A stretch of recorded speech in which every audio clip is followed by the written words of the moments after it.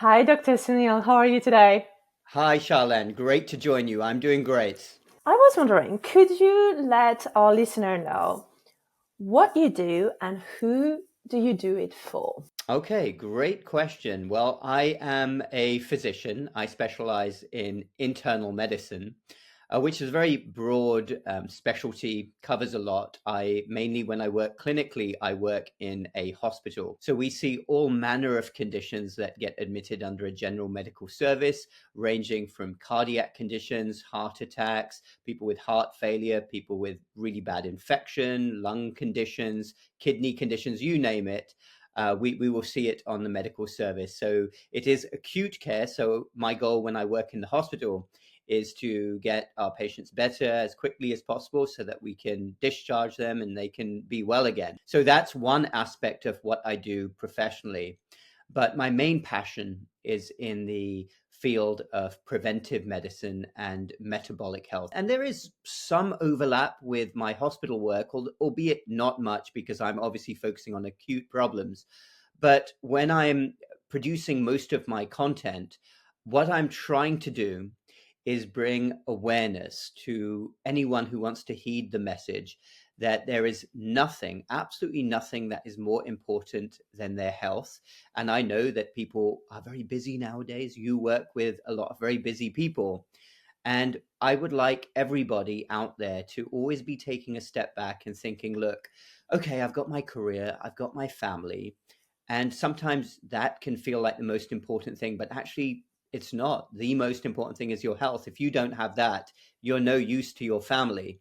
So I really try to emphasize this. And what I want people to do is understand that sadly, the forces around us, whether it be government healthcare like in the UK or insurance controlled healthcare like the US, unfortunately, the system is not set up to keep us well.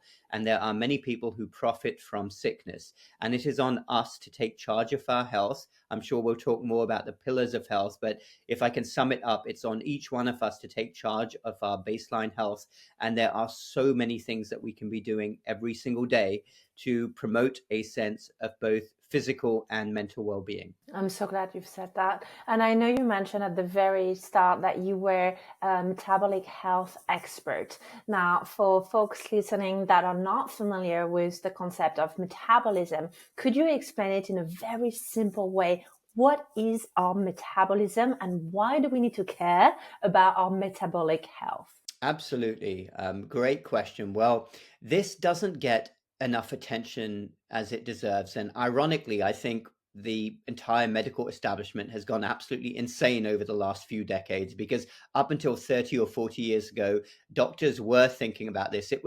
I remember even when I was a boy growing up in my village in England, not far from London. I would go to the doctor, and it was very difficult to get a prescription from a doctor. That wasn't the mentality. The mentality was they would talk to you about lifestyle, and then only when necessary, they would give you a pill. But nowadays, everything has shifted dramatically. So to come back to your question, your metabolic health is basically how well your body is functioning at baseline, how well it's functioning at an organ level, how well it's functioning at a cellular level. Ideally, I mean, if you were to take a typical animal in nature that is living in harmony with nature, it's basically living as it's supposed to be. Its cells are working, it's getting the right type of nutrition, it's getting hydration, it's moving around a lot. And human beings used to be like that up until a few decades ago. We wouldn't be prone to overeating. There simply wasn't enough bad food or excess food around us. We would be moving around a lot more, and our bodies were working as they should. So our metabolic health was at an equilibrium. Now, what has happened, sadly, because of what I call the toxic modern mainstream culture, people are eating terrible fake foods. People are very sedentary.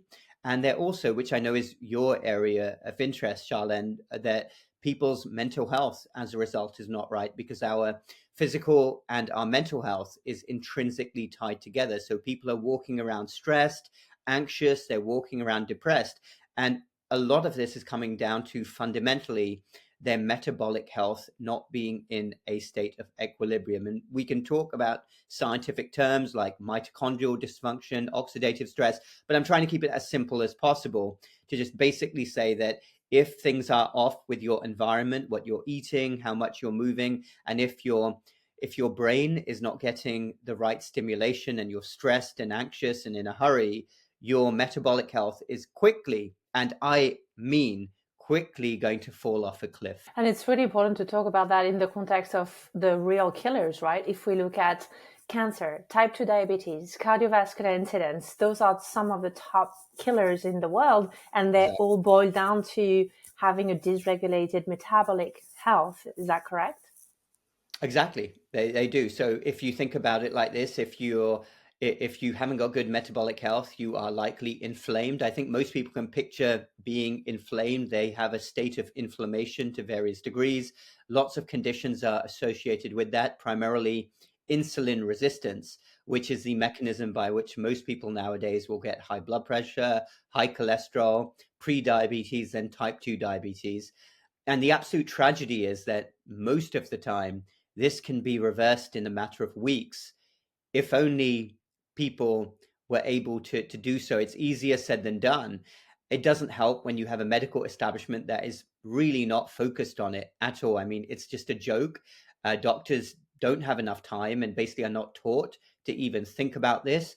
Currently, the whole mantra is, oh, you have this issue, whether it's high cholesterol, high blood pressure, here's a pill, here's an injection, that's it. And you're not fixing the upstream problem, which is why we're seeing all the statistics that you just alluded to, with soaring rates of type 2 diabetes, heart disease, other inflammatory disorders. All of this is going up because we have such a poor metabolic health baseline. I mean, to give you a statistic, it's now estimated in the UK, I'm sad to say, every time I come back to the UK, which is fairly frequently, it seems slightly worse in terms of people's health than the last time. And I don't think it's far off the US, but in the US, only an estimated 9% of the population is estimated to be metabolically healthy. If you were to look at markers like their weight, their blood pressure, their cholesterol, their blood sugars, it's only 9%. And it was closer to 99%, maybe 90% 6 or 7 decades ago. I mean, it's terrible. The average sub-Saharan African now, think about this. Sub-Saharan Africa, we grew up donating money because that continent was largely starving. But the average sub-Saharan African you take at 35 or 40-year-old will be much healthier than the average American or Brit. Tragedy what's happened to our countries. Now, if Joe is listening to you right now and she's thinking, where do I go next? I don't know what my metabolic health is like. Where could she go in terms of getting tested? What markers would you want her to check? Would she get a blood test, a stool test, a urine test? Where would Joe go? She feels like there is something not quite right. She's overwhelmed, exhausted, burning out, feeling tired, getting sick, chronically fatigued. There is something going on there. What would you want to know about Joe to see where her metabolism is at?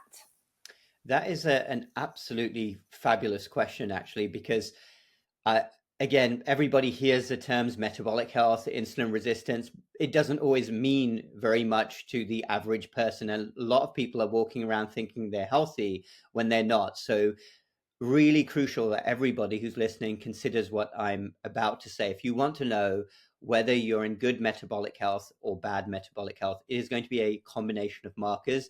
The first most obvious marker is your weight. Are you overweight or are you obese? Now, body mass index is the traditional way of doing this. It's not ideal, but I still think most of the time it's correct in diagnosing people as being overweight or obese. So that's simply it's a function of your weight in kilograms and height in meters squared. We come up with a number. You can plug it in online, BMI, anybody can do it, BMI calculator. So you take your weight, your height, do the calculation. Ideally, it should be between 20 to 25. Some people have a higher bone density or they're very muscular, but that's a minority of people these days. So for most people, you want it between 20 and 25. 25 to 30 is overweight, more than 30 is obese. That's one marker. I'm also a huge fan of simple body fat percentage. Track that. You can find out your body fat percentage. There are a whole load of weighing scales out there that you can get on Amazon, not expensive, and they will attach to your device. And although again they're not 100% accurate, they will give you a good picture, and that usually they are not far off. So you will measure your body fat percentage. Typically women run about 10 points higher than men, just naturally. That women will always have a higher body fat percentage, but you can calculate yours by doing it yourself at home, and then you can plug it in online and you can see if you have excess body fat or not. That's another good marker. So those are at-home things that anybody can do. With regards to blood tests, a lot you can do. So I'll go through the main ones and then I'll tell you my favorite one. So the main ones that people are probably familiar with are a cholesterol panel, particularly looking at what your LDL, supposed called bad cholesterol, LDL, low density cholesterol is. Look at your triglycerides. Are those elevated or not? It's a whole different discussion about what the cutoffs are, but generally people who are in poor metabolic health will have elevated blood cholesterol levels as well. Going with that, that's why so many people are now being put on medicines. So remember that triglycerides, LDL cholesterol. Then another blood test, which is really good, is a test for diabetes called HbA1c. In the UK, you use different a different scale and different way of measuring it than the US. We use a percentage, whereas you use like a scale. It goes up to the 40s and then reaches a cutoff. So whatever country you're in, you want to make sure that your measurement is in line and you know what your doctor thinks of as pre-diabetes or type 2 diabetes. But as soon as you start to have poor metabolic health, usually your HbA1c will start to creep up into a pre-diabetic range. So that's another really good blood test you can do. Those would be the main ones. And then the other marker is your blood pressure. What are your typical blood pressure levels? I definitely recommend measuring at home, not only in the doctor's office where it can be abnormal. The final blood test, which is my favorite, not used, is a test called HOMA-IR, HOMA-IR. Made lots of videos about it. Anybody can search for them. So this test measures, it will basically help you to calculate whether you're insulin resistant, and it can be years before your HbA1c is abnormal. So what you want to get is a fasting insulin blood test and a fasting glucose at the same time. And then you can plug the numbers into a computer and it will come up with a number. You want your number to be as close to 1 as possible. As it starts getting up towards 2, 3, 4, it will start indicating significant insulin resistance. And I really think this is a fabulous test to do because it will tell you years before your HbA1c is abnormal whether you are becoming insulin resistant and inflamed. Oh, I love it. I actually test those regularly in terms of my own health, but also when I look at my clients, because very often, as much as I would love to tell you that my clients come to me because they're well and they want to stay well, it's very much not the case, doctor. It's often because, forgive my French, but shit Yeah. happened. They just got Yeah. a diagnosis, the house Yeah. is on fire, and now they've just talked to their doctor and they want to talk with a holistic healthcare practitioner to help them implement a new lifestyle and new strategies. So I often see what I call the 3D in my business is either they've just had a diagnosis or their spouse is threatening them with a divorce or they just had a death in the family. So typically that's when folks call me. Okay. Yep. That crisis point. Yeah. And a lot of people Crisis have point. this, and that's a reality. Really good thing you hit on there. A lot of people need that wake up call, and it will come sooner or later. We do get some people who kind of have a wake up moment before that crisis hits. But Yes. yeah, a lot of people, it's getting that shock from their doctor that they have this really abnormal blood test. They don't want to take a medication, or they have something even worse happen to them, like a heart attack or a mini stroke. And then suddenly they realize, well, we have to take better care of ourselves. We want to see our children grow up. We don't want to be sick at such a young age. Well, that's the thing, but I'm sure you probably see the same in your practice. Very often, my clients want to run away from sickness as opposed to proactively run towards prolonged health, right? Which is a mindset shift, and very much was in that position too. You know, I Yeah. waited until the point I got sick to be interested in wellness. I'll be very honest. I did not care Hmm. one bit about Yeah. well-being. To be honest, it was not even on my radar. You know, I was trained as a lawyer. My map of the world was study hard, work hard, make a lot of money, get a promotion, become a partner. That was my map of the world. That's Yeah. really what was important, and that's what I learned. You know, being a good student, that's what I learned. And then I got sick. My father got a burnout induced heart attack. And then Oh no. suddenly I realized that life is not to be taken for granted. And actually, that really is the moment that made me pivot and dedicate the remainder of my career to a new cause, which is well-being and preventative care. Yeah, which is a yeah fantastic story that you took a low point and then transformed it into being able to help others, and that's absolutely true. That so many people, especially highly ambitious people who are in careers, have this kind of map in their head of how things are, how they're going to progress, and they aren't taking good care of their health, or something else happens, or they realize simply that they're on a hamster wheel and there's no getting out of it. You know, they're stuck. They have bills to pay, mortgage, family to take care of, and yeah, there's a whole load of people of a certain demographic who are walking around feeling like this, and it's only a matter of time. It's sad before their health does really suffer.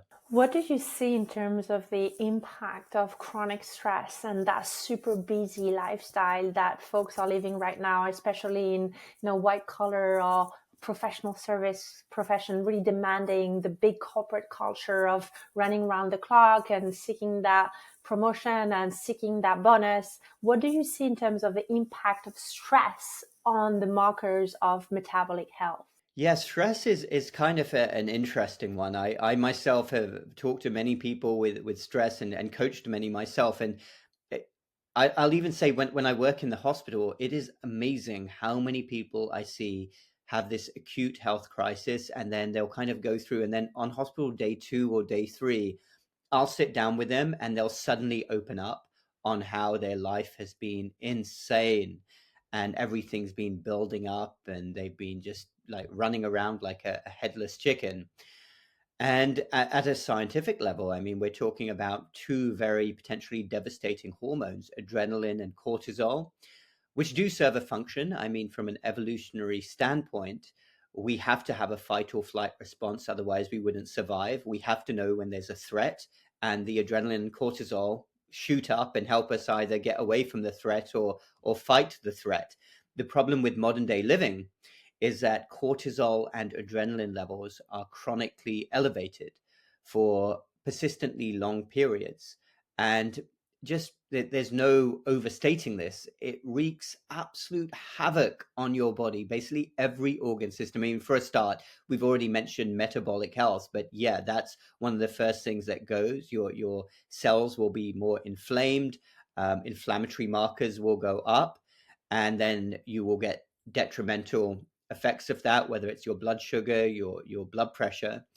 But from a mental standpoint, and I would love to see more research on this over the next few years, when people are stressed, as so many are nowadays in our toxic culture, when you are running around with those levels of anxiety and feeling like there's no way out, constantly stressed, lashing out, having these sort of moments where you're not yourself, it really does build up often to a point where there's just suddenly some catastrophic event that happens. This is what I see in the hospital.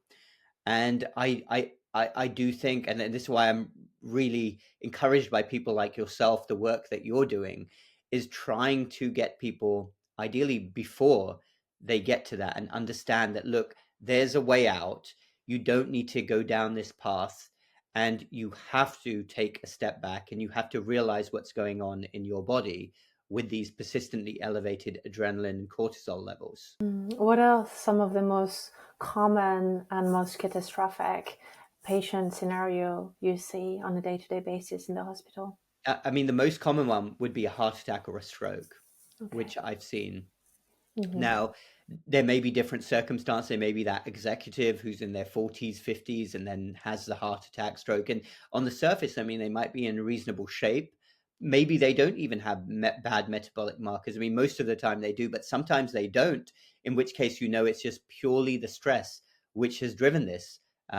Negative effects on the heart or the vascular system. Another not uncommon scenario, see, this one is a little bit more sad, but I could probably think of like dozens of cases over the last few years of people coming into hospital with an acute infection, which seems out of proportion to how badly it should affect them for their demographic, but they've been stressed and then their immune system goes down as well. So whether we're talking about a viral infection, or even I've seen cases of really severe shingles which come on, including, and this is when I was saying it was sad, with bereavement.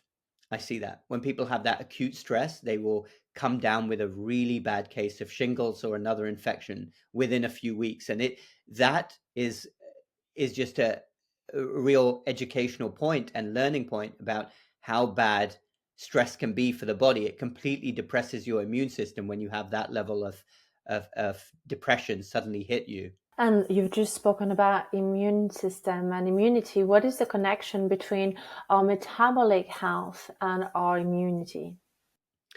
Well, I often think of them as one and the same thing. Your metabolic system and your immune system are working in tandem. So if one isn't working, the other isn't working. I mean, we saw during the pandemic, the demographics that got most badly affected by the virus after the elderly were people who were in poor shape, the obese, the type 2 diabetics, because by definition, if I can simplify this for anyone who's watching, if your metabolic system, your metabolic health isn't where it should be, we've already said you're inflamed. And if you are inflamed, your immune system is going to be depressed as well. So yes, absolutely, the two go hand in hand. If you want strong immunity, you really need to think about your metabolic health. And most of us already know this from looking around. We know that the people who are strongest physically and mentally and eat well, they tend to get fewer infections. And if they do get an infection, they bounce back really fast. Whereas the people who are really unhealthy around us, the smallest little cold will knock them out. These are all very obvious to most of us, these facts. Now, considering the huge amount of patients you see day to day, considering your decades of experience and expertise, knowing all that you know, seeing all that you see, and hearing all that you hear, if you could be on a secret mission to go into your patient's house preventively and change a few things, remove some things from their lifestyle, what would you take away from them to be well? Let's say you have a magic power and you could go into their house and remove things that they're about to use, eat, or do that is really bad for them. What would you do? Oh, that's another good one. Yeah, I'll have to put some thought into that. Well, I mean, the first thing that comes to mind, those people who watch me will know what I'm going to say, is absolutely minimize the ultra processed foods that you have in your house. So for anyone who doesn't know, most of our intake now, sadly, in the US and UK is processed foods. A few decades ago, it was close to 0%. Now it's over 70%. I've seen some statistics. So processed foods basically are what you get from the grocery store. Sadly, 80 to 90% of the grocery store. Read the ingredient labels, and often you don't recognize the things that are being put in your food, additives, preservatives, sugars, often hidden under different names. And my number one piece of advice is keep it as simple as possible. The more you can simply eat real food cooked from scratch, ultimately you can't go wrong with a meal of a protein and two vegetables. I mean, don't they say that in the UK as well? Protein and two veg, best meal that you could possibly have. But now everything is complicated by all of these processed foods. So if you want to drastically improve your health, remove these items from your house and simply don't get them from the grocery store. I mean, I don't. Take away the bags of chips, take away the candies. I know it might be difficult if you have a young family to do that. Maybe put them in a separate place where you can't get to them. So that would be the number one thing. Real food at every opportunity. Minimize other bad things that you could put into your body. Don't forget the drinks. So you don't want to drink your calories. So ideally get rid of the sodas. If you have to have soda, diet soda is still better than sugary soda, although ideally you just want to be drinking water on its own. You can put lemon in it to make it taste a bit better if pure water is not your thing. Okay. What else could we say? Alcohol. Be very careful with alcohol intake. That's another downfall for many people, especially people who are very stressed, can turn to alcohol. But remember, a lot of that will get converted into sugar and high in calories as well, especially certain forms of alcohol. Then I would urge you to think about what else you're doing at home. Are you sedentary a lot of the time? Are you spending a lot of time on the couch watching TV? Get rid of cable TV. And I got rid of it a couple of years ago. One of the best things I ever did. I mean, cable TV is very negative in the US. So, not that I was ever a big TV watcher, but getting rid of that was great. And if I have to watch something, I watch it online or on Netflix. Okay, so those would be the main things for at home. And then you should strive to also tick a few other boxes. I always say walk as much as possible. If you don't have a regular gym routine, we'll come to that in a moment. Get your 10,000 steps in minimum. I know a lot of people who stay in great shape just by walking and eating well. You don't necessarily have to do more exercise, although I certainly would advise more organized activity, ideally going to the gym or doing an exercise class. Definitely get engaged in muscle strengthening. Okay. And I want you to also think very carefully about the stress in your life. As we've already said, keep thinking every day, what can you do to take your mind away from stress? Can you engage in a hobby? Can you meet up with friends? Do you have a community gathering? Okay. If you have to watch a TV show or Netflix, watch something that relaxes you, like a comedy show. Do that. Sleep enough every night as well. Again, another huge box that many people aren't ticking. Ideally, most people should be sleeping at least 6.5 to 8.5 hours every night. That's a sweet spot. And have a good winding down routine at the end of the day so that you can have a good sleep. Don't eat too late. Alcohol as well can disrupt a lot of people's sleep. So think about that too. So those would be my main pillars. So if I could go into somebody's house to answer your questions, I would get rid of the horrible ultra processed foods. Try your best to cook from scratch, or if you have to buy processed foods, minimal ingredients. Stay well hydrated. Minimize the amount of time on the couch. Stay active, get moving, do some muscle strengthening. Think about stress and sleep enough every night. Easier said than done.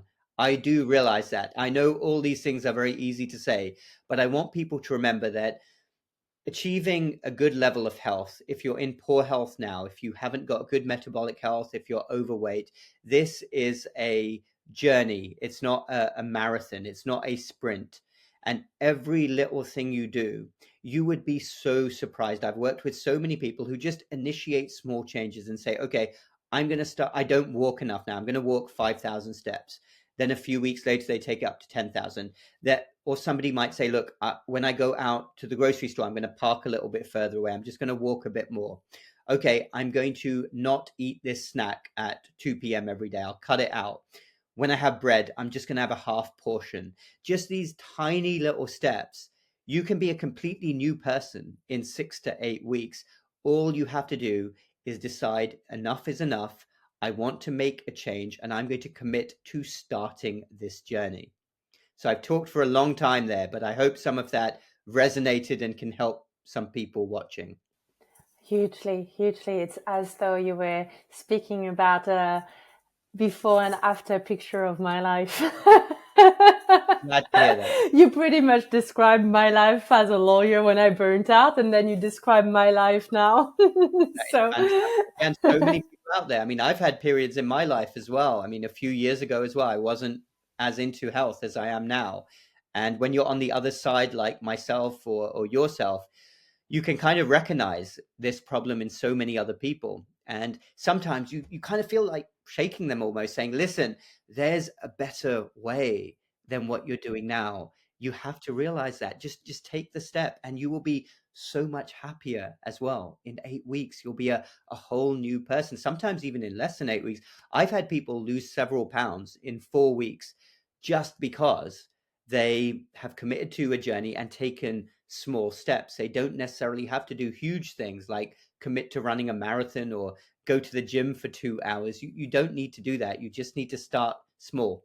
I really appreciate that, Doctor. And I was wondering, you just alluded to the fact that you had a bit of a personal journey too with your health. Would you be comfortable sharing more with us? When was Oh, your certainly. Yeah. pivot moment, maybe, or if you had one of those moments that rerouted you and made you change certain aspects of your lifestyle? Yeah, absolutely. I would say it was after I arrived in the United States. No, no surprises there. So it was during my residency towards the end where I wasn't really in good habits. I don't think I went to the gym at all. Maybe I ran occasionally.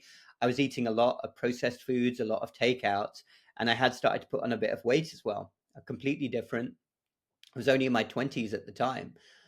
So I finished my residency training and then I decided, and that's actually when I got into this space and I started with some blogging. I wrote some books, and I was also having a big eye-opening experience with being an attending doctor and realizing how much illness was caused simply by lifestyle. And since then, the situation has got explosively worse.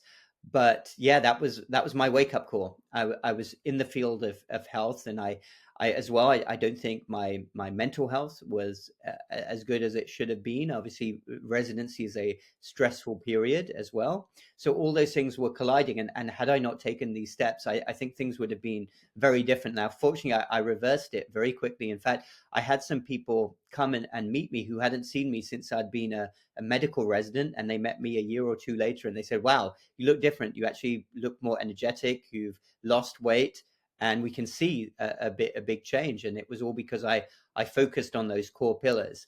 Now, I was never in a position where I was like really fallen off the cliff, like obese or something, but I was at a position where if I didn't change things, I would have I would have gone down a very different path, I'm sure, during my 30s.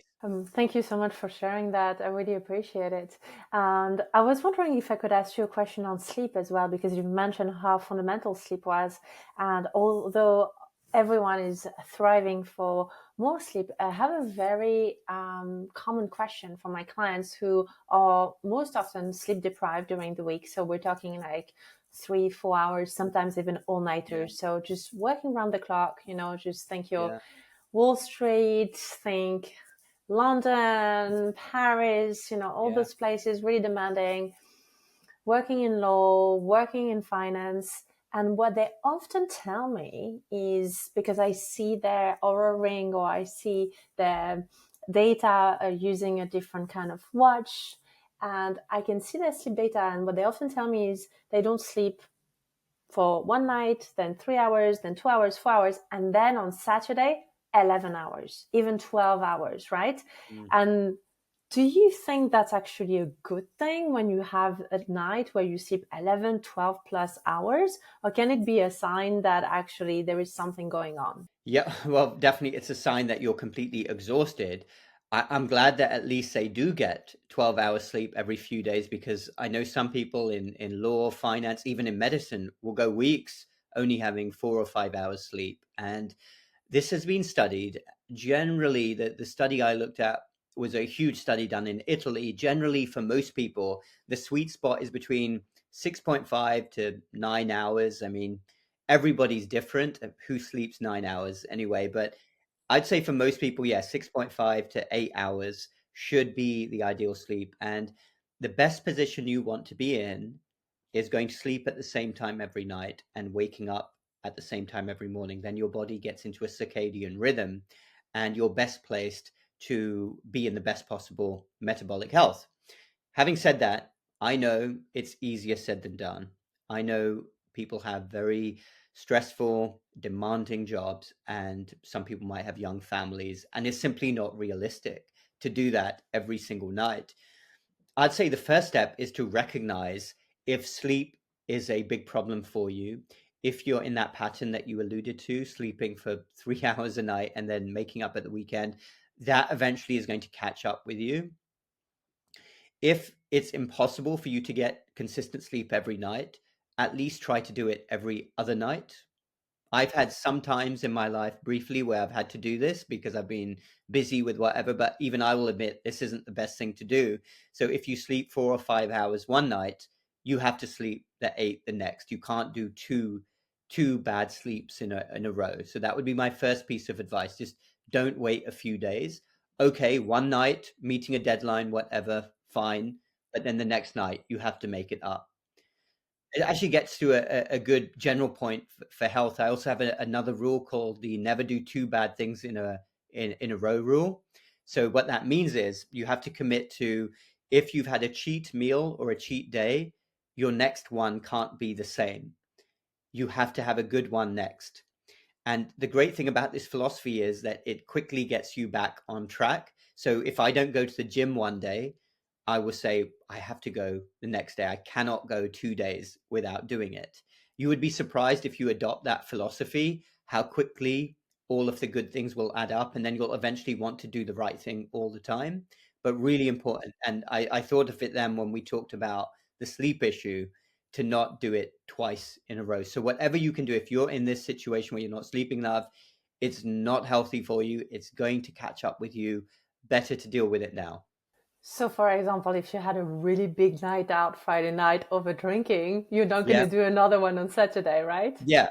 Yeah. You have to be totally crazy. Maybe anyone in college could do that. I don't think after a certain age people have the stamina to do that, but yeah, that's true.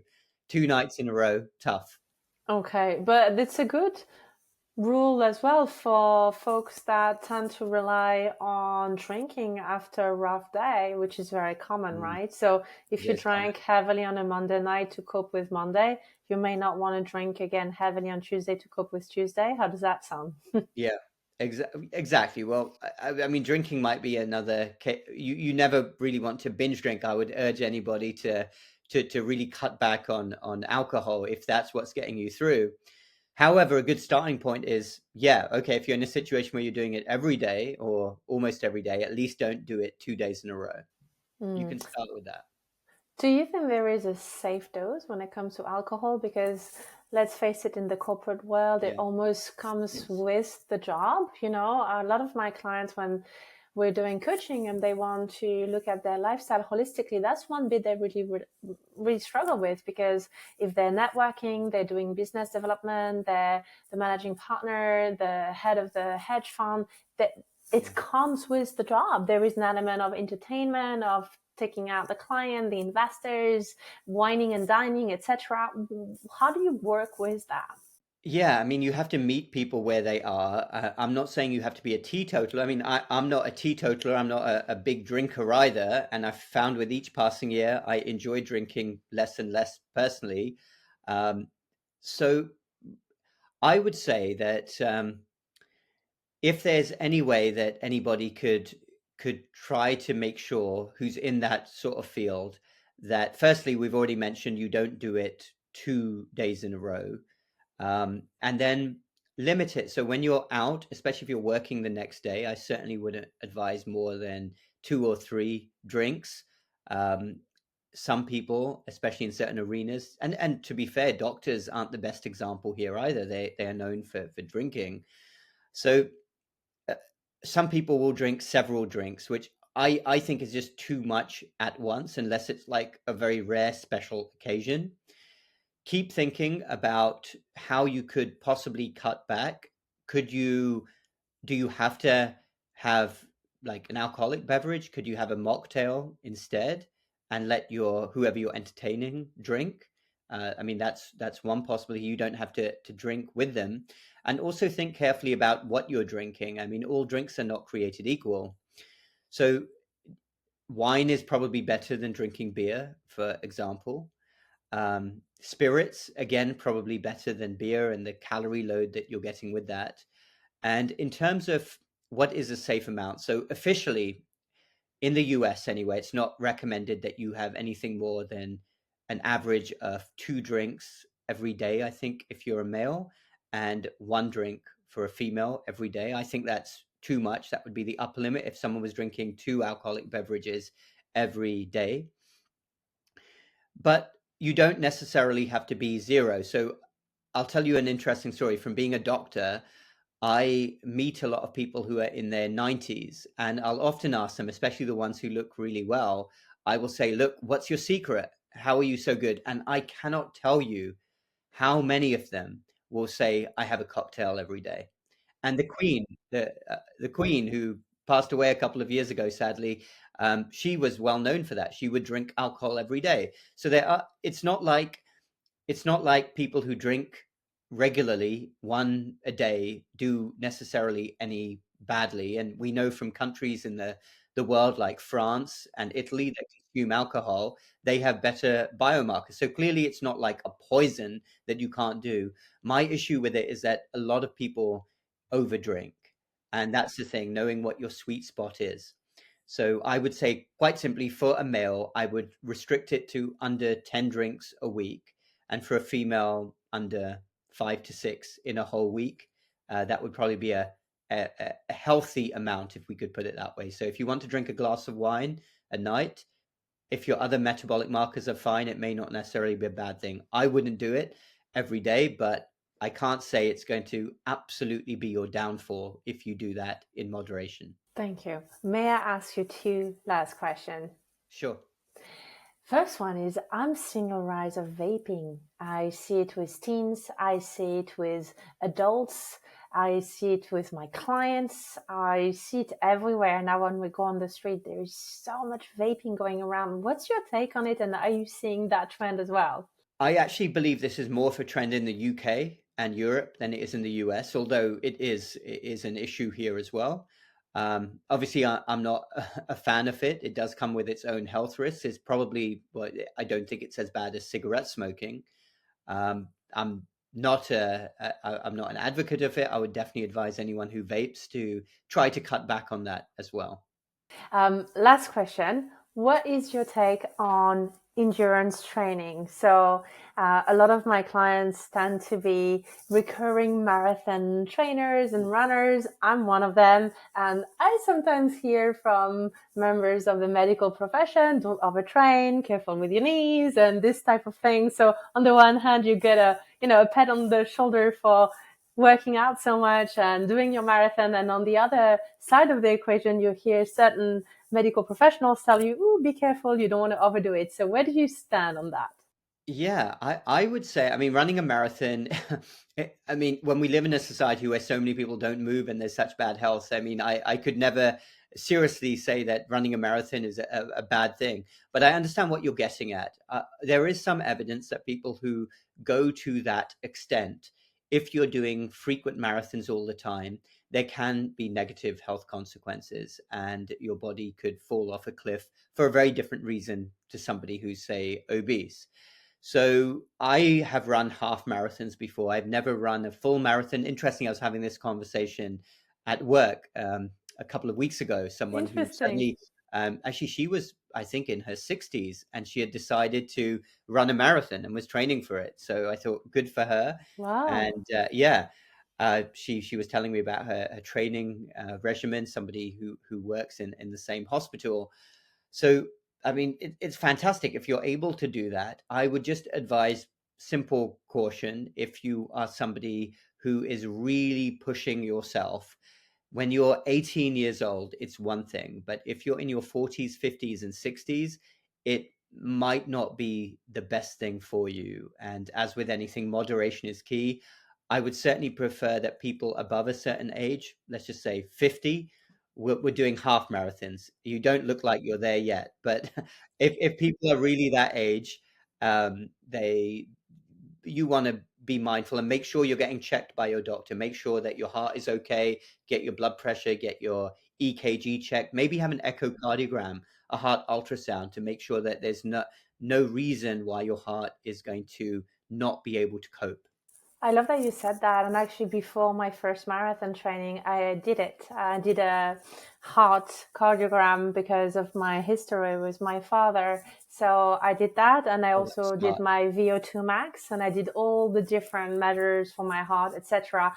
And I'm pleased to report that I got the go ahead and the green flag from my cardiologist. So I'm on my second marathon now, and I have one on Sunday. Oh, fantastic. Good luck. Best of luck. Appreciate that. I'll be thinking about all your good is that advice. the London Marathon? It's the Brighton one. It's the Brighton one. Okay. Yes. So I'll be honest, doctor. I have the pre-race nerves at the moment. It's just 72 hours away. So I get this, these little butterflies in my stomach. Well, good for you. Good for you. I'm sure you'll do great. I appreciate that. Doctor, where can folks learn more about you if they want to get into your world and get more of your wisdom and knowledge? Okay, well, I have a variety of social media channels. YouTube is my main platform, but I'm also on Instagram, Facebook. I'm on Twitter. You can put my name in and find me there. My website is drsuneeldhand.com. You can learn all about my work, everything that I do. I have some downloads on there for anyone who's interested in improving their metabolic health. I also have a program, a mini program for anyone who wants to naturally reverse any of the conditions that we've been talking about. All of those details on my website. Thank you. Doctor, have I left anything out? And was there anything you wanted to say that I didn't give you a chance to say? No, I think we covered a lot, and I would finish with what I touched upon during this talk, that it's on everybody to realize that nobody is coming to save you. When it comes to your health, you have to decide to take charge, and we have this one body. It's a true gift, and we owe it to ourselves. And if you don't want to do it for yourself, do it for your family, because I've never met anybody who tells me their family is not important to them. If your family is important to you, then you want to be around for as long as possible. Be a shining example of health to everybody around you. And it starts with all those fundamentals that we talked about. Eat real food, resist all of the toxic rubbish, which is all around us. Move as much as possible, strength train, focus on stress in your life, sleep enough. Don't become a statistic, because a medical industrial complex is waiting to suck you in. And once you're in, it's very difficult to get out. So that would be my final closing point. Thank you, doctor. I really appreciate you, and I can't wait to share your wisdom everywhere I can. Thank you. Pleasure. Great discussion. Thanks for having me.